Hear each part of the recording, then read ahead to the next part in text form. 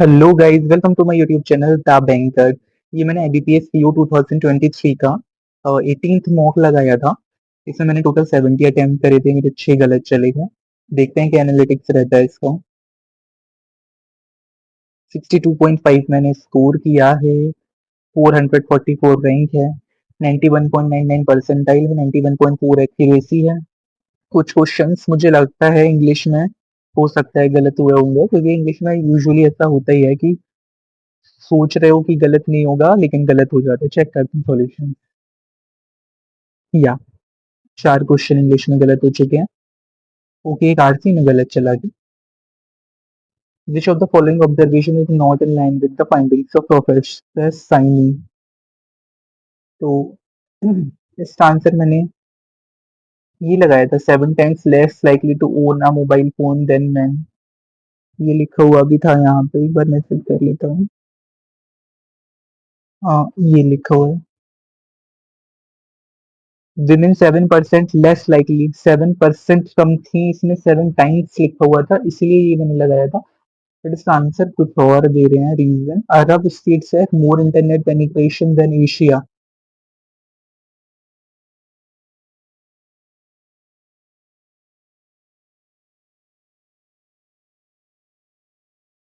यहाँ से देखते हैं, यहाँ पे मिलेगा इसका answer. The geographic location of the 2.7 billion unconnected varies greatly by regions as internet penetration is 89% in Europe, over 80% in the Americans and 70% in Arab states. Arab states में ज्यादा है एशिया से। तो Arab states compare to 61% in Asia. तो 70% in Arab, 61% Asia. तो अरब में ज्यादा है। तो अरब में ज्यादा है, तो ये आंसर कैसे होगा।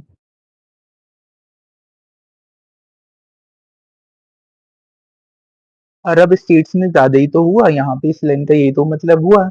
Over 80% in the Americas and 70% in Arab states compare to 61% in Asia.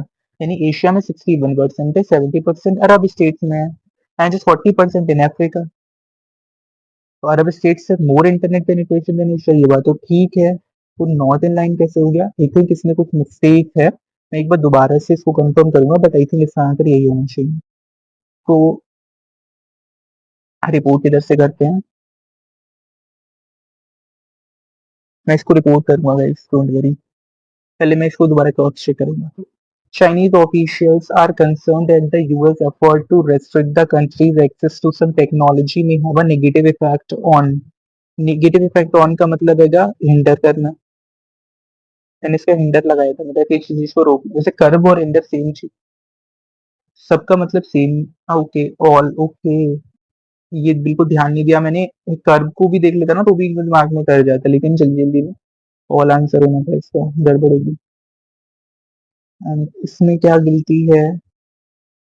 Cloze test में मिस्टेक है। क्लोज टेस्ट तो बहुत इजी था, फिर तो मिस्टेक आ गई इसमें।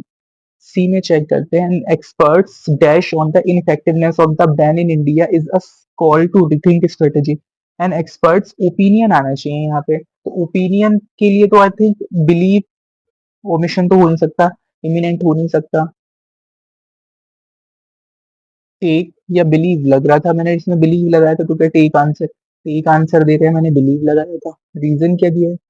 हमें इसमें नाउन चाहिए, नाउन तो बिलीव। बिलीव एक नाउन नहीं है, बिलीव एक वर्ब है। अगर यहाँ बिलीफ होता तो ये आंसर हो सकता था, तो ये एक बहुत बड़ा ब्लेंडर हो गया। Many other Nations have belief, sorry, and experts belief. Belief अगर होता तो आंसर हो जाता, लेकिन बिलीव वर्ब है, तो बहुत बड़ा ब्लेंडर हो गया ये बिल्कुल।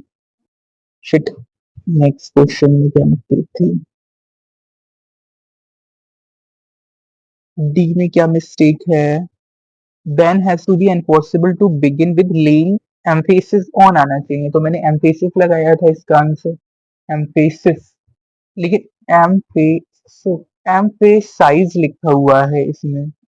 इसमें एम्फेसाइज देख रहे हो क्या गाइस, कितना बड़ा ब्लेंडर करते हैं ये लोग। मतलब एग्जाम में भी डेफिनेटली ऐसा गलती होती है, हम लोगों को लगता है कि हम सही करके आए हैं, लेकिन गलत ऐसे ही होता है। मतलब एम्फेसाइज आंसर नहीं हो गया, एम्फेसिस लिखें, ऐसा ही एस होता तो आंसर सही होता। एम्फेसिस होता, देखो ये लिखो एम्फेसिस होता तो एम्फेसिस होता, मतलब आते हुए भी गलत हो गया। रीजन की जल्दी जल्दी में कह रहा हूँ। ये भी हो गया। ये मुझे थोड़ा डाउट है, इसमें क्या था? The word is in race to dash fossil fuels in favour of green and alternatives, तो मुझे इसमें डिच लग रहा था। हाँ, डिच ही आंसर है। डिच का मतलब है पीछे छोड़ना किसी चीज।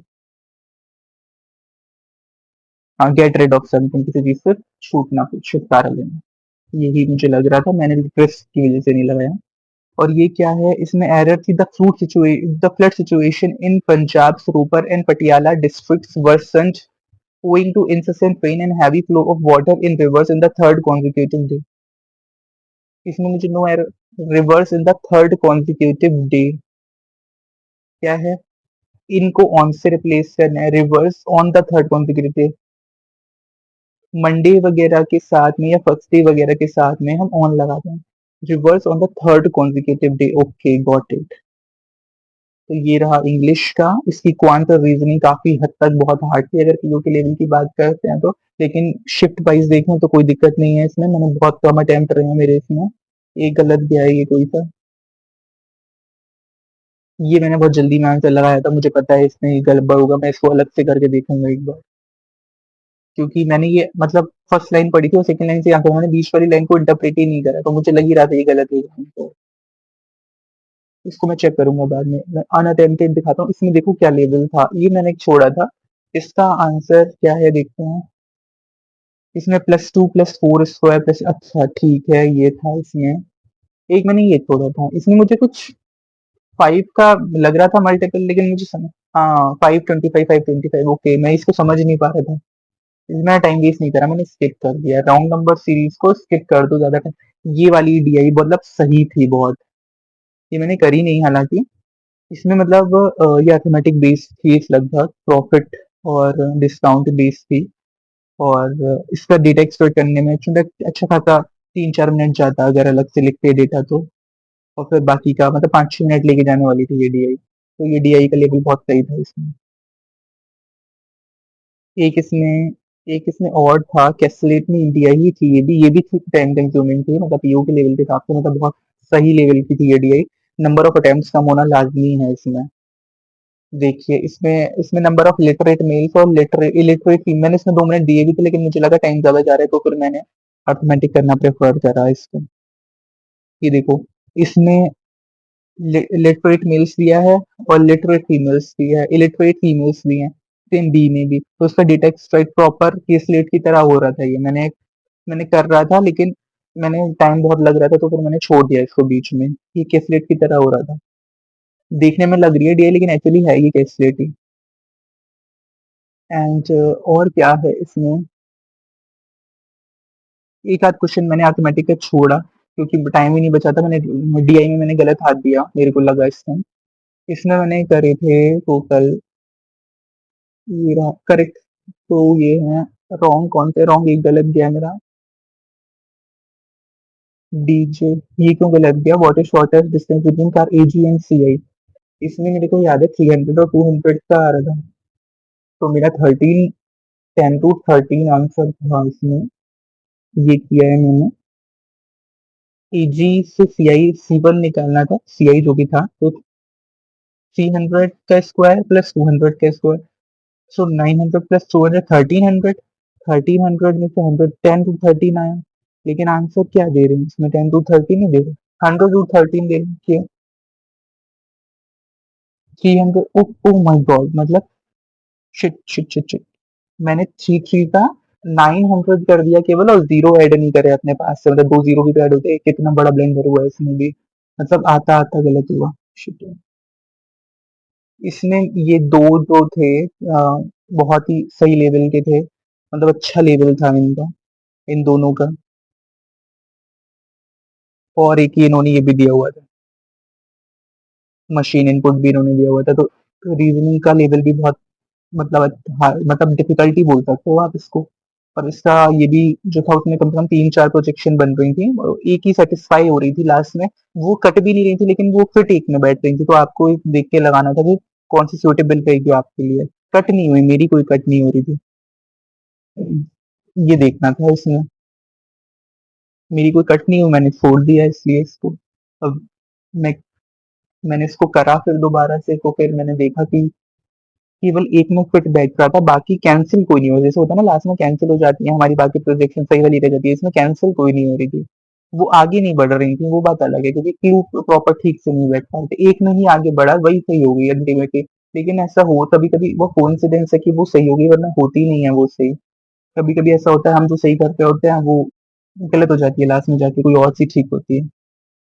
इसने ये इजी थी हालांकि, लेकिन टाइम नहीं बता था क्योंकि मेरी स्पीड थोड़ी स्लो लग रही थी मुझे आज के इसमें। वो ये तो खैर इजी थी। इसमें क्या करा इन्होंने, अल्फाबेट्स को इन्होंने डिक्रीजिंग ऑर्डर में कर दिया है, और नंबर्स को इंक्रीजिंग ऑर्डर में कर दिया, और एक एक करके शिफ्टिंग करी है इन्होंने। एक नंबर, एक अल्फाबेट, एक वर्ड, एक नंबर, एक अल्फाबेट और एक नंबर करके। तो ये था मेरा मॉक 18। ये मैंने फर्स्ट मॉक ही लगाया है बीपीएस पी का। अभी मैं थोड़ा सा बिजी चल रहा था, बाहर था, घर पे था, तो लगा नहीं पा रहा था, केवल पढ़ रहा था। लेकिन आज मेरे ये फर्स्ट मॉक था, 62.5 स्कोर किया है मैंने इसमें। आप भी अपना कमेंट करिए, आपका क्या स्कोर रहा है इस मॉक में। Thank you.